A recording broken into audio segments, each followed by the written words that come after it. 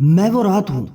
جو ہر ایک کو پیش آتی ہوں، اور عنقریب تم سب کو پیش آ کر رہوں گی، اور میں نے تم کو اپنے آنے کی اطلاع سے باخبر کر دیا ہے۔ میں خاک کے نیچے سخت اندھیری رات ہوں، پھر میرے اندر آ کر یوں نہ کہنا کہ ہائے مجھے معلوم نہ تھا، ہائے میں بھول گیا، ہائے اب میری توبہ۔ یاد رکھو، پھر اس چیخنے چلانے اور رونے دھونے سے کچھ کام نہ چلے گا، بلکہ تجھے سخت عذاب اور مصیبتوں کا سامنا کرنا پڑے گا۔ اگر روشنی چاہتا ہے تو چراغ لے کر آنا، اور یاد رکھ وہ چراغ جلتا ہے 5 وقت نماز ادا کرنے سے، تہجد کی نماز پڑھنے سے، قرآن مجید کی تلاوت کرنے سے، اور اعمال صالح کرنے سے۔ اللہ تعالیٰ اور اس کے رسول صلی اللہ علیہ وآلہ وسلم ان کی پوری فرما برداری اور اتباع کرنے سے، اور اپنے نفس کو محفوظ رکھنے سے۔ حضور نبی اکرم صلی اللہ علیہ وآلہ وسلم نے ارشاد فرمایا، قبر پر کوئی دن ایسا نہیں گزرتا جس دن وہ یہ اعلان نہیں کرتی کہ اے آدم کے بیٹے، تو مجھے بھول گیا ہے۔ میں تنہائی کا گھر ہوں، میں وحشت کا گھر ہوں، میں تنگی کا گھر ہوں، میں کیڑوں کا گھر ہوں۔ آپ صلی اللہ علیہ وآلہ وسلم نے ارشاد فرمایا، جب مردے کو قبر میں دفن کرتے ہیں تو قبر سے یہ آواز آتی ہے کہ اے شخص، تو کتنا غافل ہے اور بے فکر تھا، تو میرے سینے کو ساری عمر بڑی بے دردی سے رونتا رہا،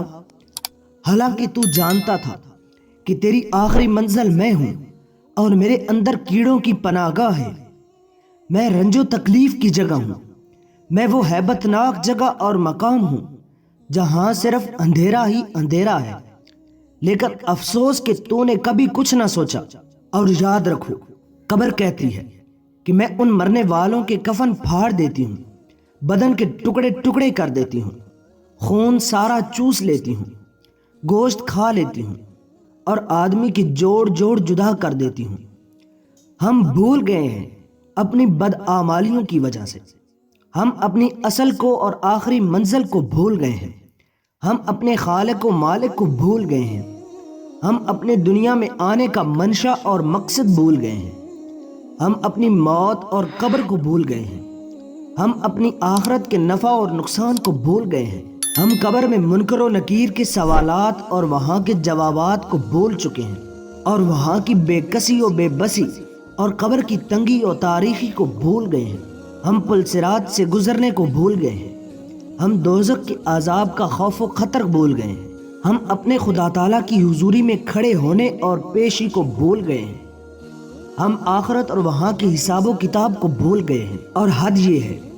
کہ ہم اپنی دنیا اور دنیا کے مال و متاع، کاروبار کے علاوہ سبھی کچھ بھول گئے ہیں۔ ہم دنیا کی اور مال جمع کرنے کی دلدل میں پھنس گئے ہیں، اور دنیا ہماری طبیعت اور رگ رگ میں بس چکی ہے۔ یہی وجہ ہے کہ دنیا ہماری آبادی ہے